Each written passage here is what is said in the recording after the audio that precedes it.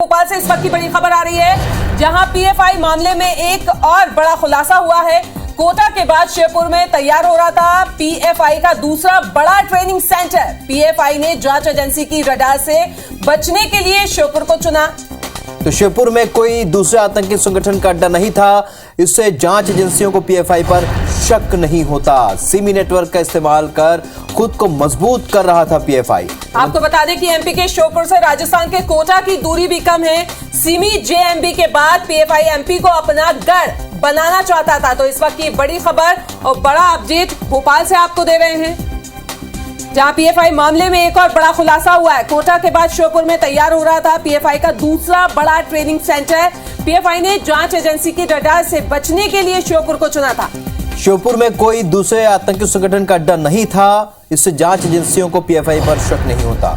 Semi network का इस्तेमाल कर खुद को मजबूत करने में जुटा था पीएफआई, और मध्य प्रदेश के श्योपुर से राजस्थान के कोटा की दूरी भी कम है। ऐसे में सिमी जेएमबी के बाद पीएफआई मध्य प्रदेश को अपना गढ़ बनाना चाहता था।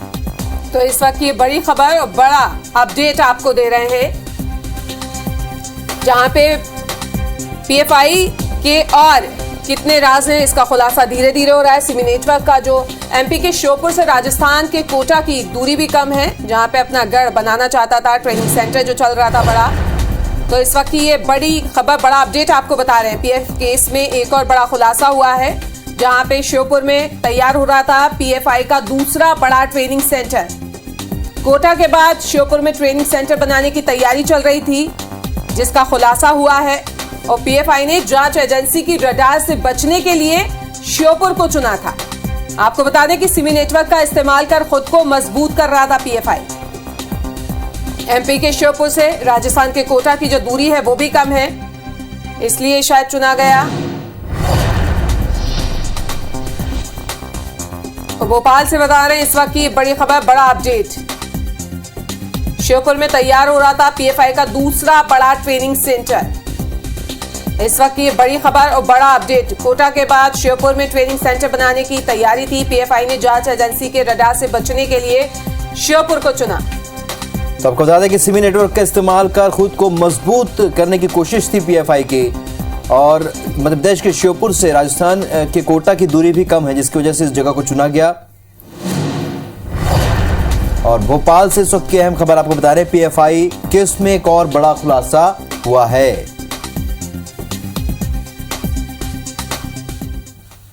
और ज्यादा जानकारी के लिए हमारे संवाददाता शिखिल हमसे जुड़ा है, उनका रुख कर लेते हैं। शिखिल, और क्या अपडेट अभी इस पूरे मामले में?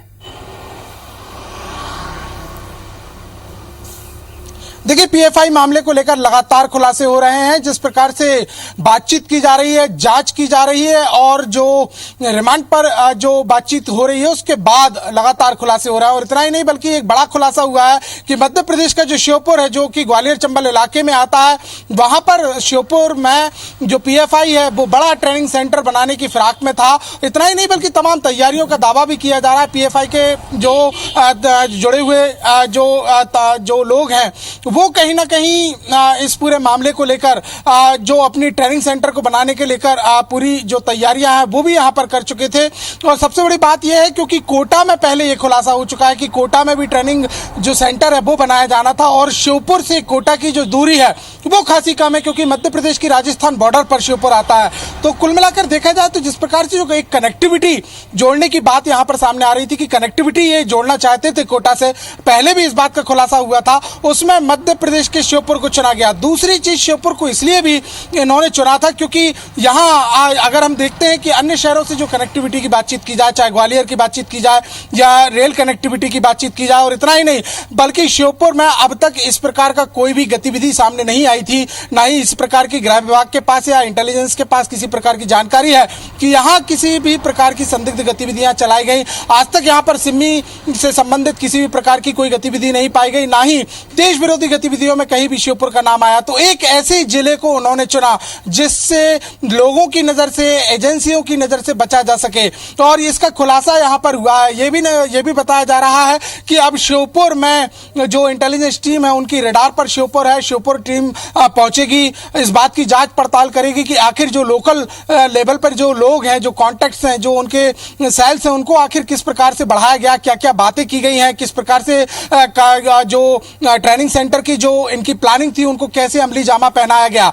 इस बात के ऊपर भी जानकारी सामने आ रही है कि श्योपुर में ऐसे लगभग 3 व्यक्तियों के नाम अभी फिलहाल सामने आ रहे हैं। हालांकि इसका खुलासा नहीं हुआ है, जिनके पास जो बैंक अकाउंट में बड़ी रकम जो है वो पहुंचाई गई है। और ये रकम जो पहुंचाने की बात सामने आ रही है ये भी क्रिप्टो करेंसी के माध्यम से पहुंचाई गई है। वही क्रिप्टो करेंसी है जो आतंकवादी गतिविधियों के साथ साथ देश विरोधी गतिविधियों में उपयोग की जाती है। और एक बड़ा चुनौती है, ना सिर्फ साइबर के लिए बल्कि देश के लिए और विश्व के लिए क्रिप्टो करेंसी एक बड़ी चुनौती है। तो इससे भी पैसा पहुंचाया गया है। तो अब श्योपुर का नाम आने के बाद एक अलर्ट जारी हो गया है।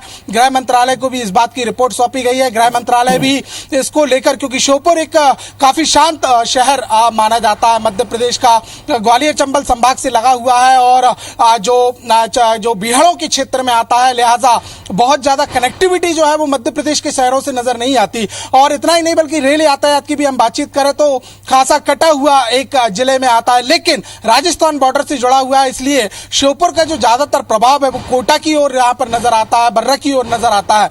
तो ये एक बड़ा खुलासा हुआ है और अब इंटेलिजेंस की टीमें जो हैं वो इस पूरे मामले को लेकर पड़ताल में लग गई हैं। गृह विभाग से भी संपर्क किया जा रहा है, इस बात की जांच पड़ताल की जा रही है कि आखिर श्योपुर में कौन कौन से ऐसे लोग हो सकते हैं, किस प्रकार से हो सकते हैं और आखिर कहां ऐसे अड्डे जो हैं वो यहां पर बनाए गए थे जिसके चलते जो ट्रेनिंग सेंटर है उसको बनाया जा सके और साथ ही साथ जो देश विरोधी गतिविधियां हैं उनको अंजाम दिया जा सके। शिकिल, यहाँ पे आपसे ये भी जानना चाहेंगे क्योंकि जिस तरीके से हमने श्योपुर का देखा कि कन्वीनियंस की प्रॉब्लम, लोग जो है बड़ा शांत जगह कहलाता है वो, उसके अलावा कोई ऐसी चीजें, क्योंकि श्योपुर से जिस तरीके से निकल के आई ये एजेंसी ट्रेनिंग सेंटर जिस तरीके से वहां पे बनाया जा रहा था, उसके अलावा कुछ और ऐसी जगहें को क्या चिन्हित किया गया है टीम की तरफ से कि जिन पे अब निगरानी करी जाएगी और वहां पे भी देखा जाएगा कि इस तरीके की गतिविधियां तो नहीं हो रही हैं?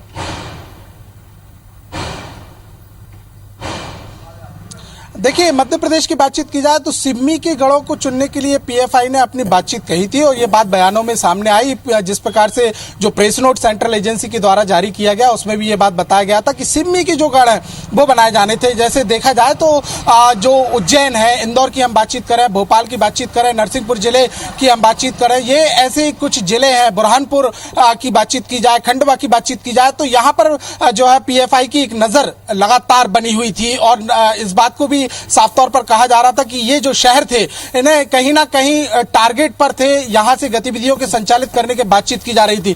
लेकिन ये अपने आप में एक बड़ा खुलासा है क्योंकि एक ऐसे शहर को यहां पर चुना गया जो अलग है, कटा हुआ है और इतना ही नहीं बल्कि ग्रामीण अंचलों में आता है, कुपोषित शहरों में, जिलों में श्योपुर का नाम मध्य प्रदेश की सूची में शुमार होता है। तो कुल मिलाकर देखा जाए तो पीएफआई की जिस प्रकार से जो मंशा थी कि एक गुमराह की मंशा यहां पर नजर आती है कि ना सिर्फ सिम्मी, क्योंकि सिम्मी के जितने भी जिले हैं वहां से वैसे ही उसको चुना गया और जिस तरीके से अभी टीम है लगातार वो भी जांच कर रही है। और इस तमाम जानकारी के लिए आपका बहुत बहुत शुक्रिया।